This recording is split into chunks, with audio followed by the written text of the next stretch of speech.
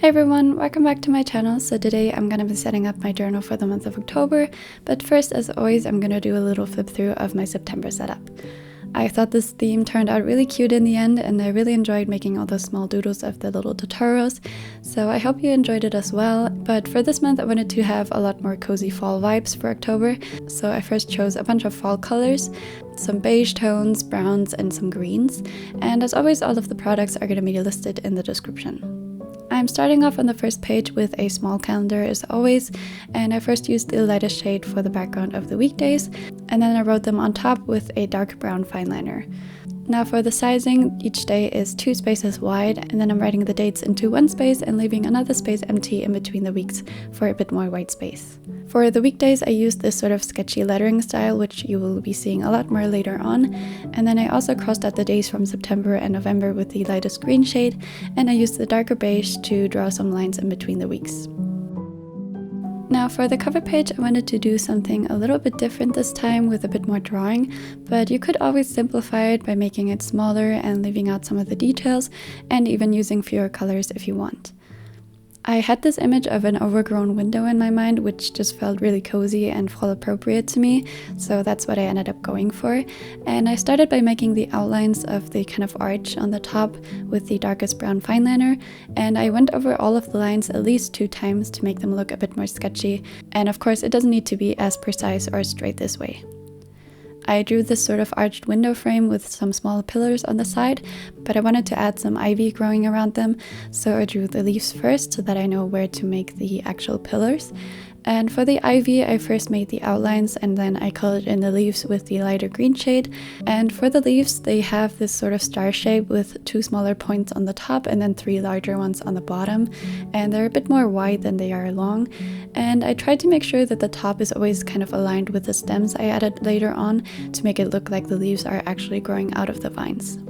I added some of the leaves in front of the pillars and then some peeking out from behind so that it looks like the vines are actually wrapping around them. And I also made some of them overlap each other for a bit more of a natural feel. Once the shapes were finished, I went in with the darker green fine liner and I added some sketchy outlines to match the rest of the cover page design. I mainly just went around the outside, and then I also added some veins in the middle for a bit more detail. Next up, I went in with the dark brown fine liner again to finish the rest of the pillars,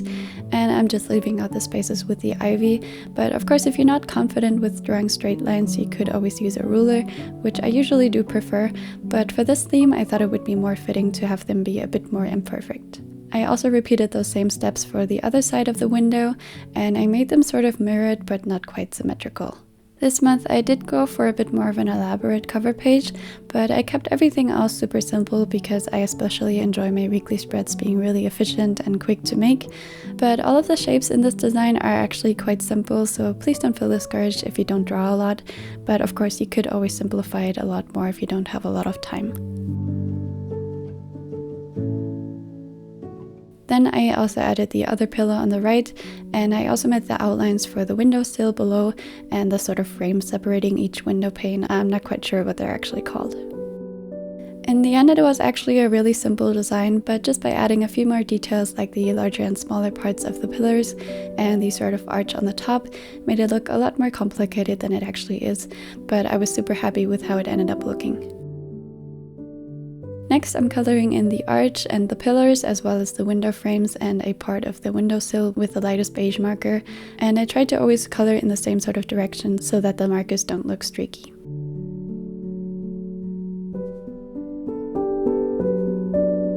Then I colored in some of the other details with a darker sort of reddish brown to add a bit more color and warmth to the spread. For the windows, I went in with the darker beige to add a shadow on the top and the left side of each pane to make them look a bit more realistic.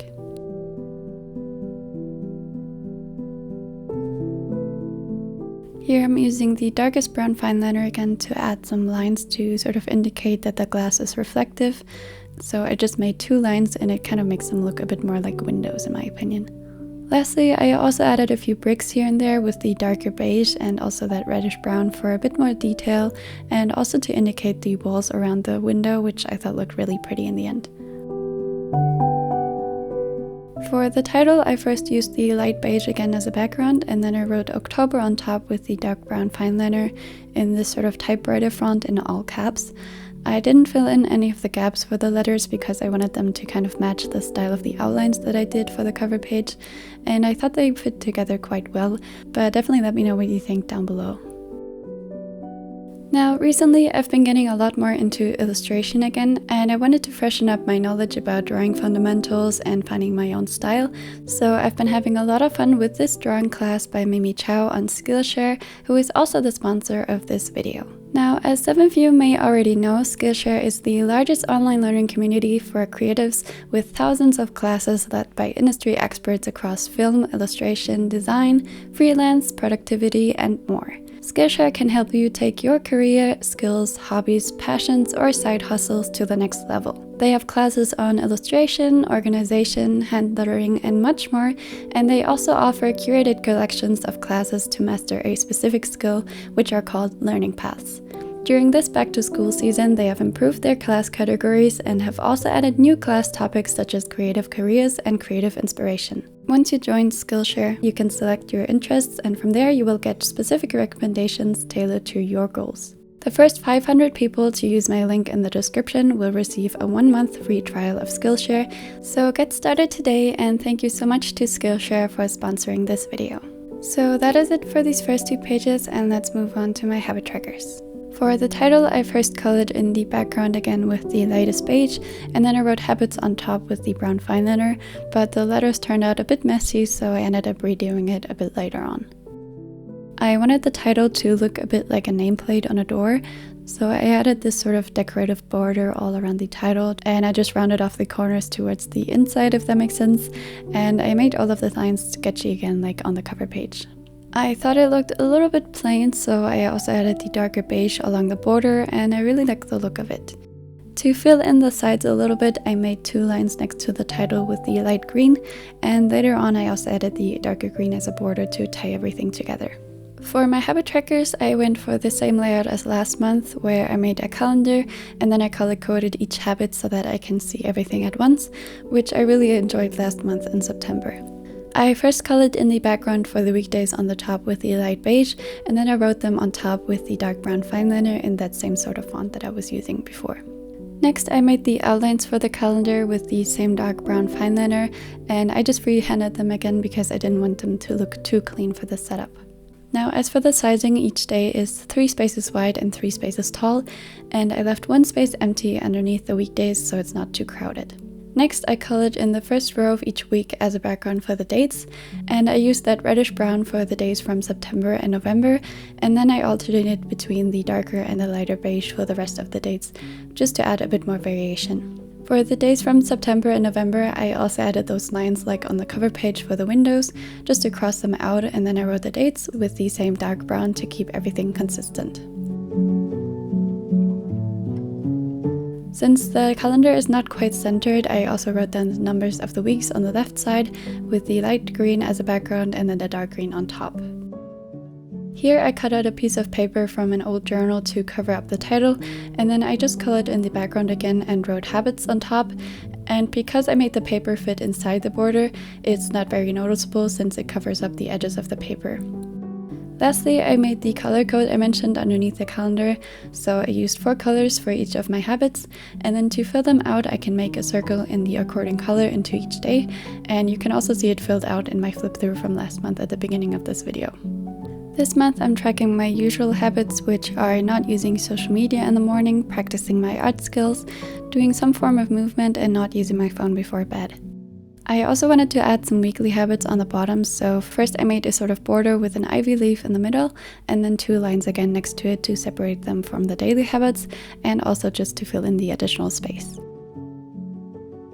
Then for my weekly habits, I first colored in the background, alternating between the light and dark beige again, and then I wrote the habits on top with the dark brown. This month I'm tracking the same habits as always, which are making my weekly spreads, having a little self-care day, doing my weekly reset, and working out 1 to 2 times per week. I also added some dots with the reddish brown in front to tie in the color palette with the rest of the spread, and then I also added 5 circles on the right to track each habit with the light green. Lastly, I just added some lines with the reddish brown again to fill in the empty space. Moving on to the other page, I like to use it to plan out my to-dos for each week of October, so I first made the title in the same sort of style as for my habit trackers on top to keep everything consistent.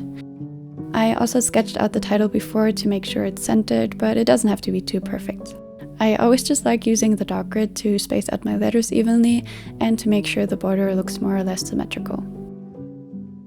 Then I'm creating 6 sections in total, 4 boxes for each week, and then 2 more on the bottom for events in October and November. I first colored in the background for the titles with the light and dark beige again, and each section is 10 spaces wide with 2 spaces empty in between them horizontally, and then 1 space vertically, and I left 2 spaces on the outside as well because it makes the spread look a bit less crowded. Next, I'm making the borders again with the dark brown fine liner in the same sort of sketchy style as before, and the height for each box is 8 spaces for the weekly sections and then 6 for the other 2 smaller sections on the bottom, but it will as always depend on how many grid spaces your journal has.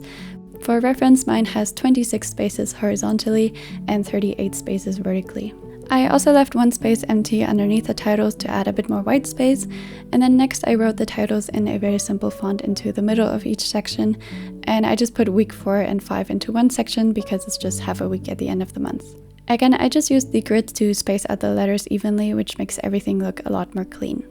I wanted to add a bit more color to the spread, so I ended up alternating between adding some lines with the light green marker and then also some bullet points with the reddish brown, as well as coloring in the rows with the light beige to make the page look a bit more interesting, but you could of course just leave them empty if you want. And that's these 2 pages all done, so let's move on to my first weekly spread of this month.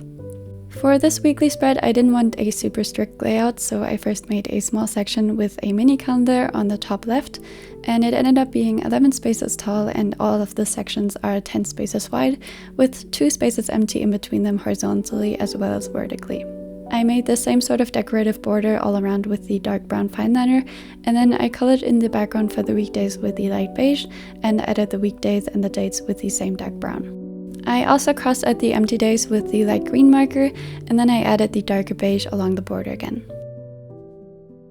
Next, I colored in the background for the titles for my daily sections, alternating between the lighter and darker beige, and I made the first one right underneath the mini calendar, and then I aligned the next 2 sections along the bottom, then the next ones along the top, and so on, so that they're a bit offset on the vertical axis. Each of the daily sections ended up being 14 spaces tall, but you could also make them smaller or bigger depending on how much space you need and what else you want to add to the spread.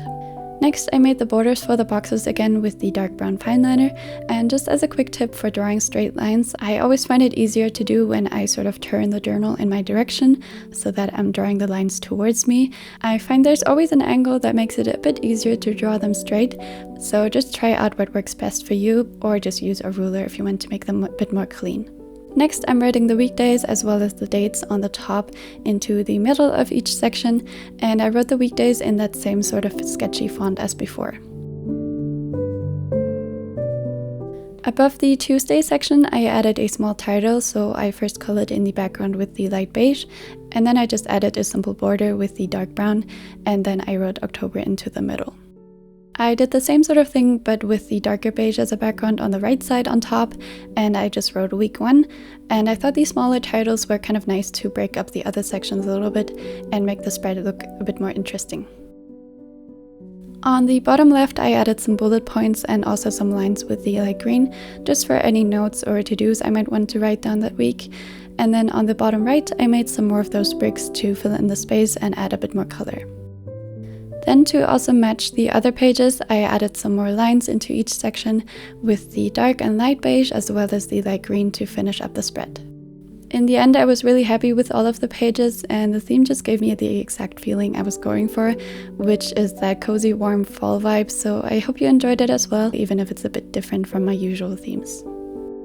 And that is it for this setup, so let's do a little flip through. Now, this theme definitely ended up being one of my all-time favorites, and I love that you can make it a lot more simple by just leaving out a few details or just reducing the color palette a little bit. I think my favorite page definitely has to be the cover page, but let me know which one was your favorite. And of course, if you have any questions or suggestions, feel free to leave those in the comments as well. And if you enjoy my content, don't forget to subscribe if you haven't already. thank you again to Skillshare for sponsoring this video, and thank you guys for watching as always, and I hope I'll see you again next time. Bye!